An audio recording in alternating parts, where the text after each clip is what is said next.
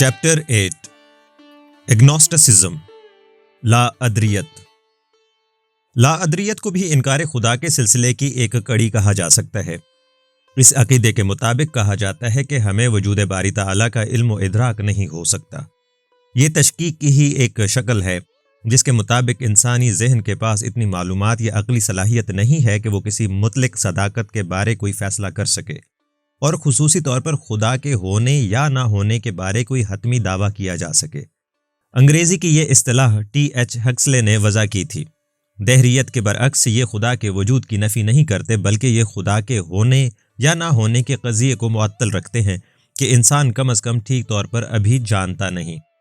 روایتی لا ادریت اپنی اصطلاح کے وجود میں آنے سے کئی صدیاں پرانی ہے۔ سقراط سے پہلے کے فلاسفروں اور افلاطون کے وقت سوفسطائیوں نے بہت سے لا ادریت کے سوال اٹھائے تھے۔ سوفسطائیوں کو مکمل طور پر فلاسفر تو نہیں کہا جا سکتا، لیکن وہ چلتے پھرتے سفری معلم تھے جو فیس کے بدلے تقریریں کرنے اور انشاء پردازی کا علم سکھایا کرتے تھے تاکہ سیکھنے والے اچھی ملازمتوں کے مواقع حاصل کر سکیں۔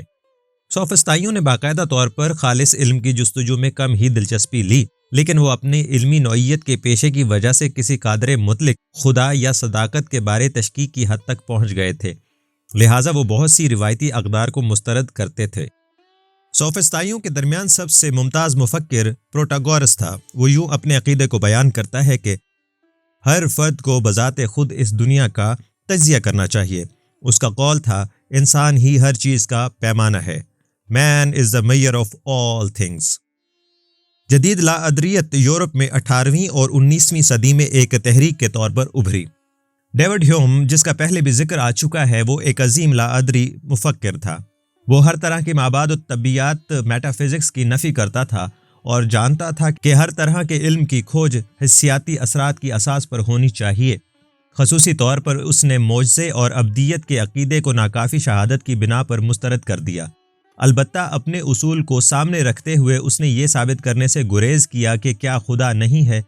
صاف ظاہر ہے کسی معاملے کی نفی کرنے کے لیے اتنی ہی شہادت درکار ہوتی ہے جتنی اسے مثبت ثابت کرنے میں۔ چنانچہ ہیوم کی یہ نصیحت تھی کہ ان تمام عقائد کے بارے فیصلے کو معطل رکھا جائے جنہیں تجرباتی سطح پر رد نہیں کیا جا سکتا، لیکن عملاً اس کے دلائل ہر طرح کے عقائد کی نفی ہی کرتے تھے، کیونکہ وہ مصر تھا کہ ان عقائد کی تصدیق نہیں ہو سکتی۔ 19ویں صدی کا انگلستان تو لا ادریت کے جہاد کا منظر پیش کرتا ہے۔ ہربرٹ سپینسر نظریہ ارتقاء کا ایک بااثر فلسفر تھا۔ اس نے خدا کے بارے روایتی عقائد کو مسترد کر دیا اور ہر چیز کے آخری تجزیے کو قابل علم نالج سے منسوب کر دیا، یعنی جس بات کی سمجھ آج نہیں آتی اس کی کل سمجھ آ سکتی ہے۔ ہربرٹ سپینسر نے ہیوم کی لا ادریت کے برعکس مابعد الطبیعیات کو یہ کہہ کر ترقی دی کہ یہ کائنات جس طاقت کا اظہار کرتی ہے وہ مکمل طور پر ہمارے فہم و ادراک سے باہر ہے، جس پر ریڈیکل قسم کے لا ادریوں نے نقطہ اٹھایا کہ کسی ایسی طاقت کے بارے بات کرنا جسے مکمل طور پر جانا نہیں جا سکتا، ایسی تو کوئی بات ہی نہیں ہے۔ چنانچہ انگلستان میں وہ حالات پک گئے تھے جب ہیکسلے لا ادریت کی اصطلاح ایجاد کر کے اپنے کیس کو پیش کرتا ہے۔ پہل اس نے اس لفظ کو بات چیت اور تقریروں میں استعمال کیا، اور پھر اس نے تحریروں میں بھی اس نظریے کو اجاگر کرنا شروع کر دیا۔ ہیکسلے نے بغیر کافی شہادت کے کسی عقیدے کو قبول کرنے پر شدت سے اعتراض کیا، لیکن ساتھ ہی ساتھ اس نے اصرار کیا کہ وہ کسی عقیدے کو نہ ماننے میں کوئی کٹر موقف نہیں رکھتا۔ اس نے اپنی سائنسی نیچرلزم کی تھیوری کو اس اعتراف کے ساتھ کھلا رکھا کہ کائنات کے اندر کسی عظیم طاقت کا امکان موجود ہے جو ہر جگہ حاضر بھی ہو اور ہر چیز کا علم بھی رکھتی ہو، لیکن اسے بیان نہ کیا جا سکتا ہو، لیکن ایسے اسے اپنے قیاس کی صداقت کے لیے کوئی ثبوت نہیں ملا تھا۔ لہٰذا اس نے تمام مطلق سوالوں کے جواب اپنی لا علمی کا اعتراف کرتے ہوئے دیے، لیکن ان تمام سوالوں کے جواب خود مذہبی پیشواؤں کے پاس بھی نہیں ہے کہ وہ ان کے جوابات ایسے عقائد میں دیتے جنہیں پہلے فرض کر کے ایمان لے آیا جائے۔ لا ادریت کی جڑیں مندرجہ ذیل نظریات میں پائی جاتی ہیں۔ نمبر 1، ایپسٹیمولوجی، علم انسان کے ذرائع اور مواد کا علم جس میں سائنس کو تمام علم کا ماڈل تسلیم کیا جاتا ہے۔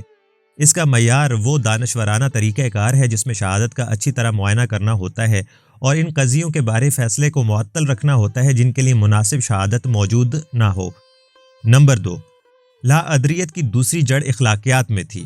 ایک لا ادری بھی اتنا ہی پرجوش ہوتا ہے اپنا فیصلہ دینے میں جتنا کوئی ایمان والا ہو سکتا ہے، لیکن وہ اسے غیر اخلاقی حرکت سمجھتا ہے کہ وہ اس بات پر ایمان رکھے جس کی حمایت کے لیے مناسب شہادت اور کافی ثبوت موجود نہیں ہے، یہی وجہ ہے کہ ہیکسلے کہتا ہے کہ اس کا کیس جتنا دانشورانہ انٹلیکچوئل ہے اتنا ہی اخلاقی بھی ہے، کہ یہ غلط ہے کسی آدمی کے لیے کہ وہ یہ کہے کہ اسے کسی معقولے کی معروضی صداقت پر یقین ہے، جب تک کہ وہ اس کے لیے وہ شہادت پیدا نہ کرے جو منطقی طور پر اس یقین و ایمان کو حق بجانب نہ ثابت کر دے۔ ڈبلیو کے کلفرڈ کا تعلق ان لاادریوں سے تھا جو شدت پسند تھے۔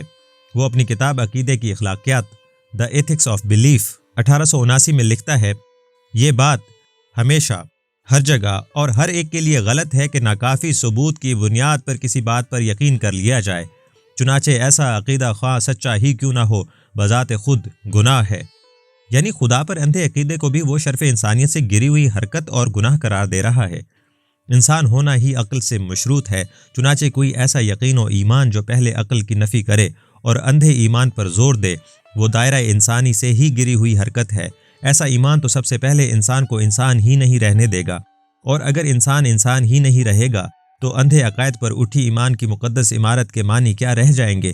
عجیب بات ہے کہ اندھے عقائد رکھنے والے لوگ عقلی بات پر تو 100 دلائل اور شکوک و شبہات پیش کریں گے، لیکن اپنے عقیدے پر خود بلا حیل و حجت ایمان لائے ہوئے ہوتے ہیں جو انہیں ان کے ماحول اور ورثے میں ملا ہوتا ہے۔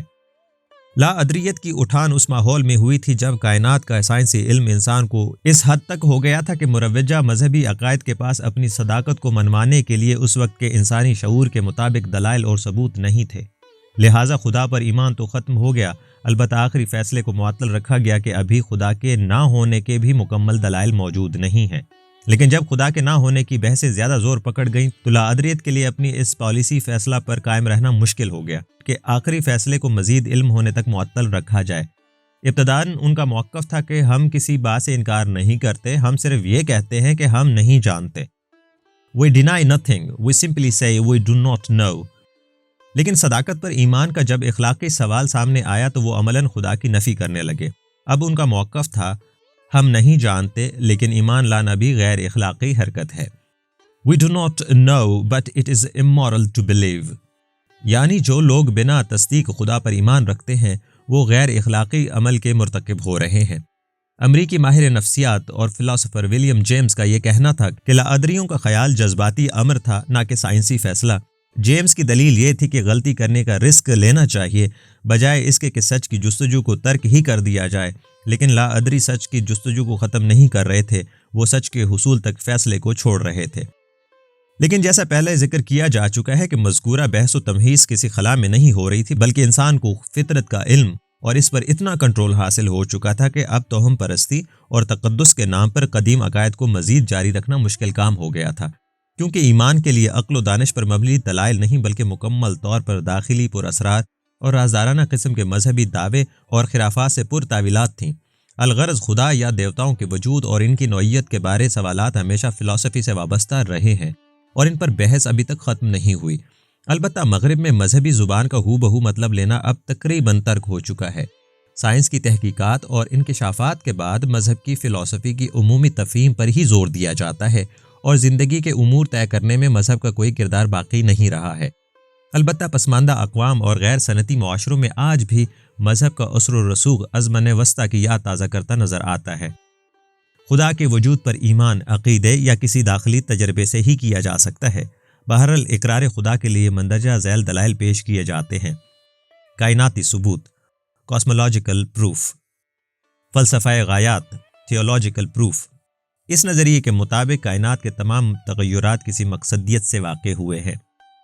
علم الوجود، اونٹولوجیکل پروف، ایک مکمل اور ضروری ہستی کے طور پر خدا کے تصور سے ماخوذ نتائج اور مقاصد سے ثابت کرنا کہ خدا ہے۔ اخلاقی ثبوت، مورل پروف، مقاصد و معنی اور اخلاقی تجربات سے خدا کے وجود کو ثابت کرنا۔ عقیدے سے، بائی فیتھ۔ لیکن خدا کے وجود کی حمایت کرنے والی کوئی بھی تھیوری آج کامیاب نہیں ہو سکتی جب تک وہ اس سوال کا جواب نہ دے کہ خدا کا تصور جو انسان کی اپنی سوجھ بوجھ کے ساتھ قریبی طور پر جڑا ہوا نظر آتا ہے، وہ کہیں کائنات کے بارے انسان کے اپنے علم ہی کی جھلک تو نہیں، یعنی خدا انسان کی اپنی ایجاد تو نہیں۔ In the notion of God which correlates so closely with the self-understanding of humankind, merely a projection of humanity's self-consciousness on an understanding of cosmos۔ ورنہ خدا کے وجود کا انحصار سوائے عقیدے کے کچھ نہیں رہتا۔